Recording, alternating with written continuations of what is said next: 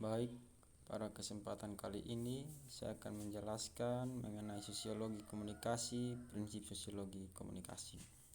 Saya atas nama Fredrik Lopo dengan NIM 20030300083, kelas C semester 2, Fakultas Ilmu Sosial dan Ilmu Politik Universitas Nusa Cendana Kupang.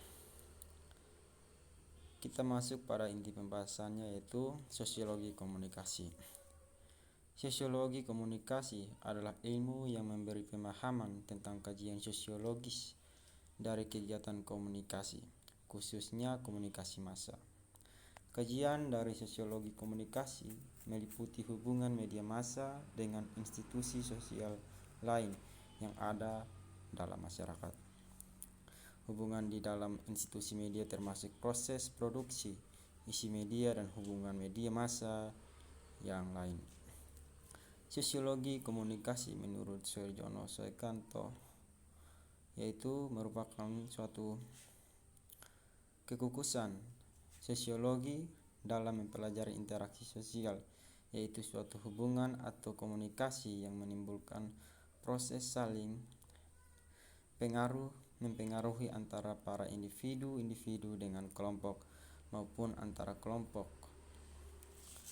Mengingat masyarakat sebagai objek kajian, maka mempelajari sosiologi komunikasi tidak akan bisa melepaskan diri dengan media interaksi sosial, yaitu lembaga sosial serta media massa dan norma-norma sosial yang mengaturnya. Ranah sosiologi komunikasi.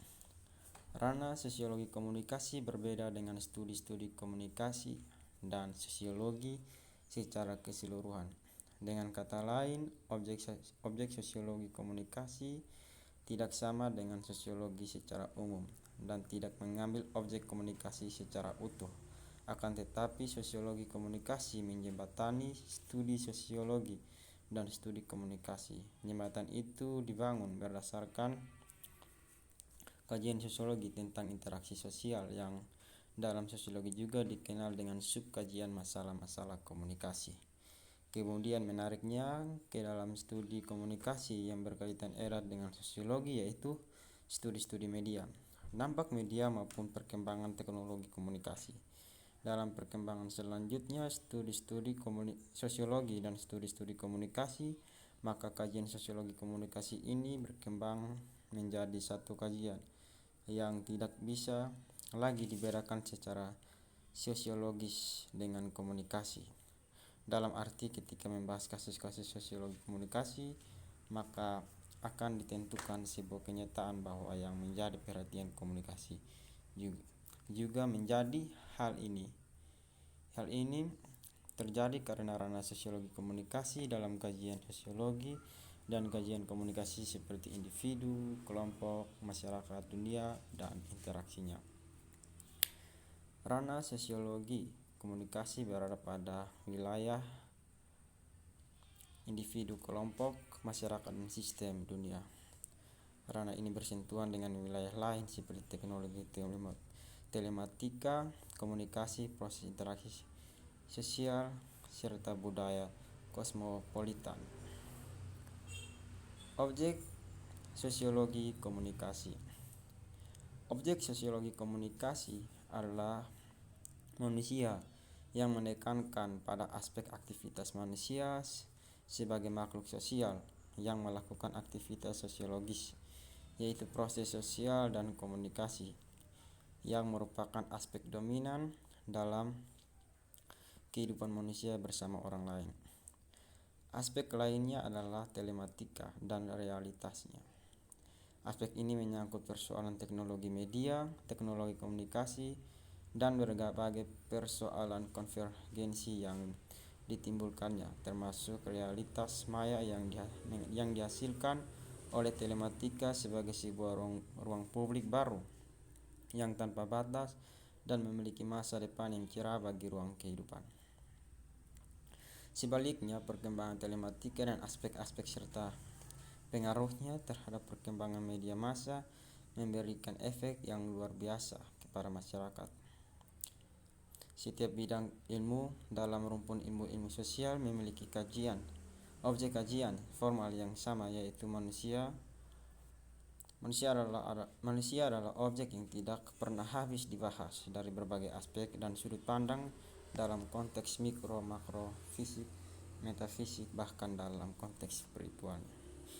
Efek media memiliki ruang bahasan yang luas terhadap konsekuensinya pada proses-proses sosial, menyangkut individu, kelompok, masyarakat maupun dunia, termasuk aspek-aspek yang merusak seperti kekerasan, pelecehan, penghinaan, bahkan sampai pada masalah-masalah kriminal.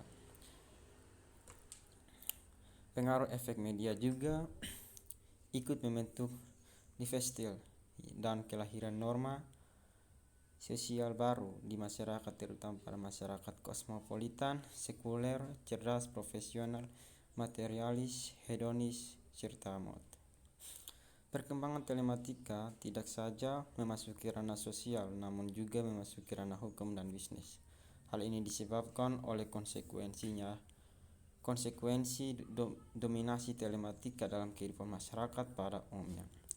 Ketika telematika sampai pada kemampuannya menciptakan masyarakat baru, yaitu cyber community, maka kebutuhan pada cyberlaw menjadi mutlak ada dan mengatur seluruh fungsi sirkulasi serta peredaran aspek-aspek kehidupan sosial sebagaimana kebutuhan suatu sistem sosial.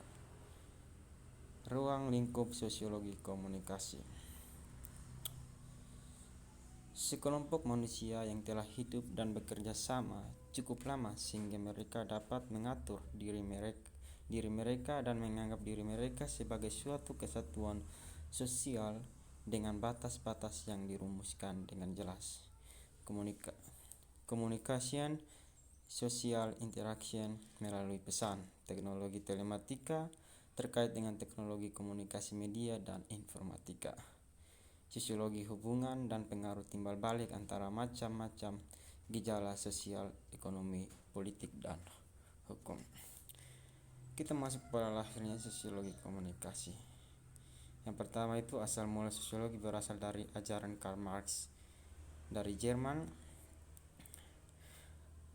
Berikut itu Karl Marx dalam pemikirannya banyak dipengaruhi oleh pikiran Hegel dari Jerman,